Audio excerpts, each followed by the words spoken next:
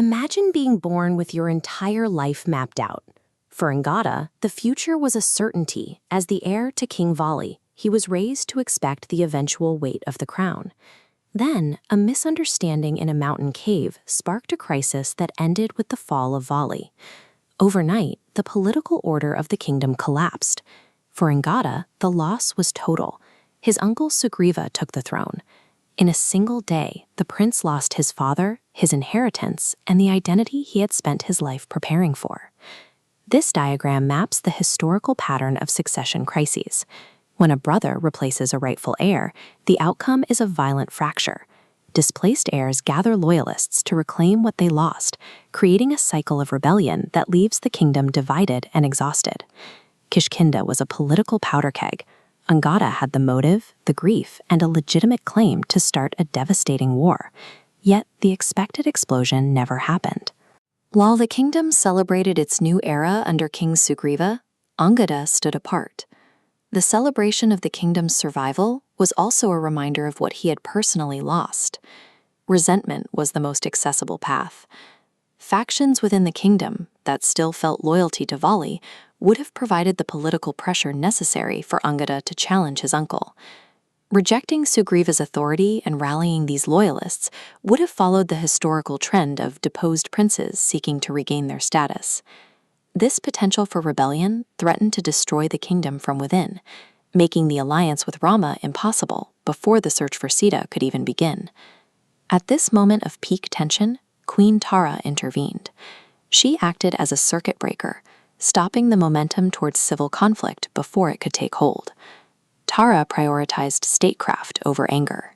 She spoke to her son about the cost of conflict, steering him away from personal vengeance toward the long-term survival of Kishkindha. This illustrates the fragility of a restructured government. Tara helped Angada recognize that if he pushed his claim now, the weight of an internal war would cause the entire political structure to collapse. Maintaining stability required a difficult concession. Angada must accept his uncle's authority. The relationship between Sugriva and Angada was complicated by the trauma of Vali's death. They were family, yet they were also the two figures who could most easily tear the kingdom apart. Angada eventually chose to set aside his personal bitterness. He dropped his claim and publicly acknowledged his uncle as the rightful king. By removing himself as a rival claimant, Angada closed the most dangerous fault line in the kingdom. His choice allowed Kishkindha to remain unified, preserving the alliance Rama needed for the journey ahead. With the internal threat of civil war neutralized, Kishkindha stabilized. The transition of power was complete, and the alliance with Ayodhya remained secure. Yet Angada still lived in the psychological shadow of his father. Though he was no longer an enemy of the throne, he was a prince without a clear role of his own. In the courts of Kishkindha, every action he took was measured against Vali's legacy.